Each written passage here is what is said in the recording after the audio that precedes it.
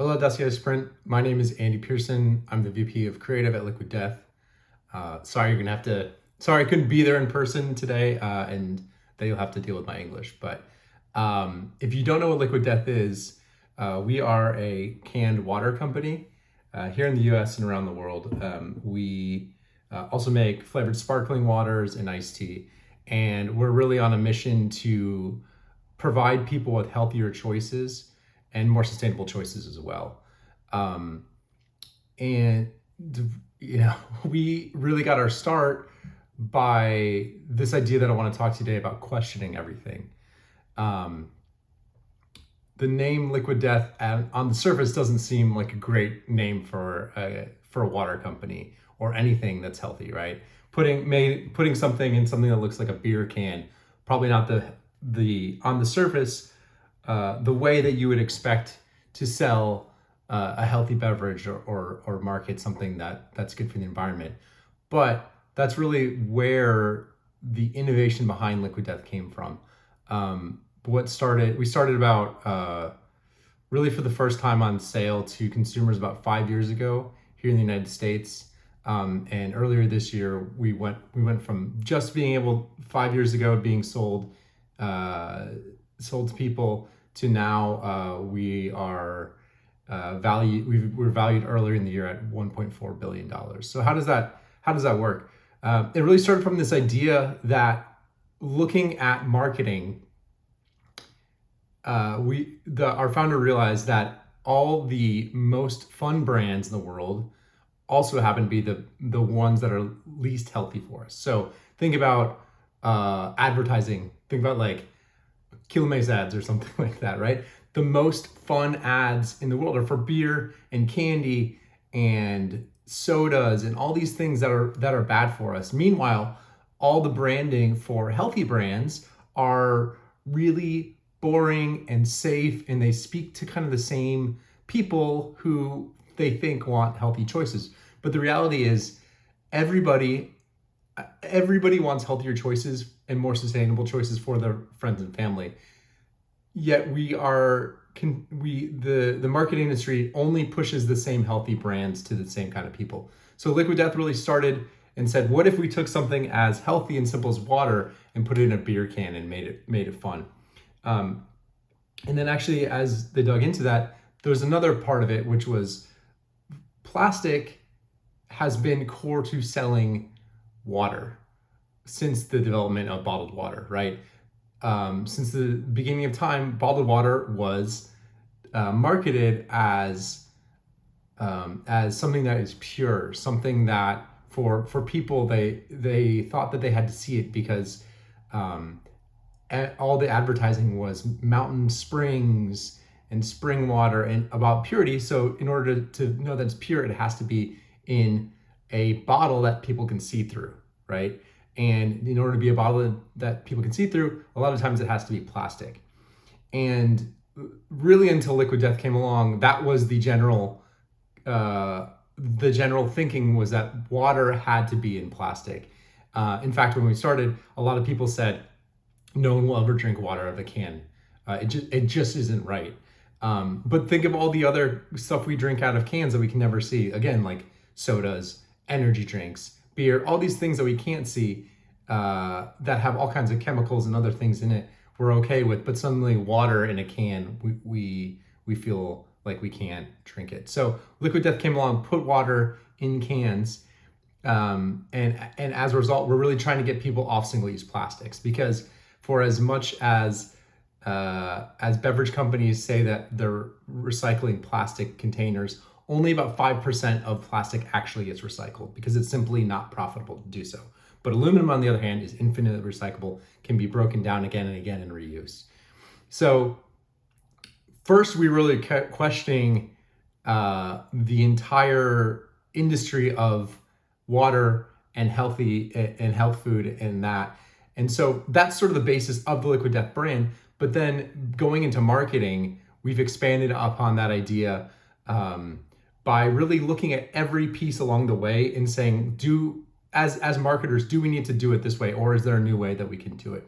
So the first thing was really, if we're going to make a fun brand, we have to make a brand that is actually entertaining. So rather than doing marketing, we really focus on making entertainment first.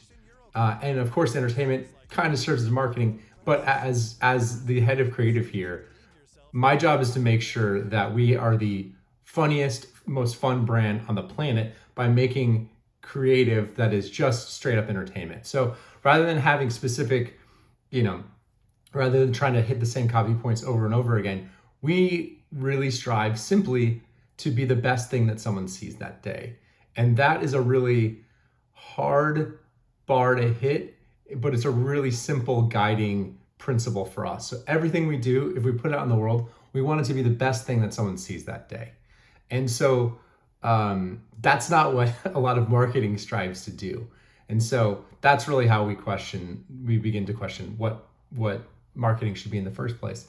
Another big piece of that is questioning this idea that we have to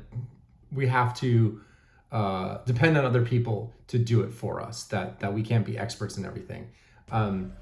We really produce about probably 99% of the stuff that we do in-house ourselves with our creative team. We've built our own internal creative department. We've also built our own internal production department that creates all of our content for us, called Death Machine. So we're not just hoping we get the right ideas. We also concept them. We go out, we shoot them ourselves, then we take them back and edit them. A lot of times I'm directing our content ourselves or co-directing with it, because that way we have ultimate control over the work and we can push it to be the funniest, most entertaining thing we can make it. Another question we like to ask ourselves a lot is, what's the dumbest thing we can do? It's not something that you generally hear about in marketing. A lot of times we're trying to replicate success.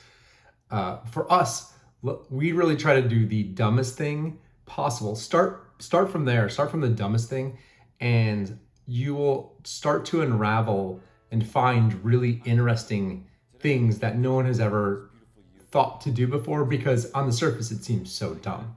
So a lot of times our goal as we're creating our work is that we're simply trying to make each other laugh, and try to do the dumbest thing we can. And from there, the germ of an idea that could be amazing really sprouts. We also like to ask, what are really unexpected people or brands that we can work with? Because we really are looking to create something that will travel through culture and travel through the internet, making content that's really intended to live on the internet.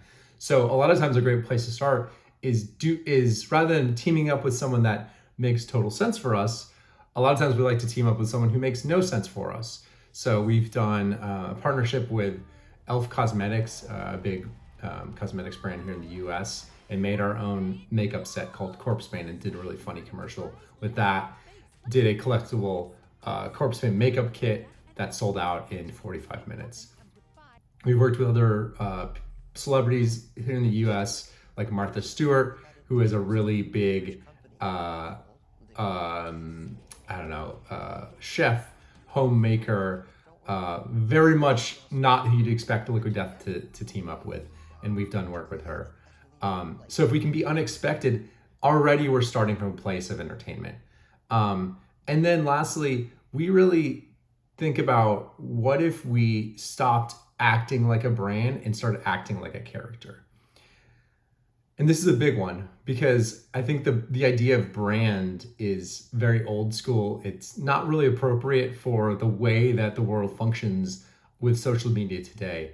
If we stop thinking like a brand with these rigid guidelines and sets of rules and things we can and can't do, and rather start thinking like a character, and almost like we're writing a TV show with this character taking action, it becomes way more interesting, and we allow ourselves to do things that a brand would never do, right?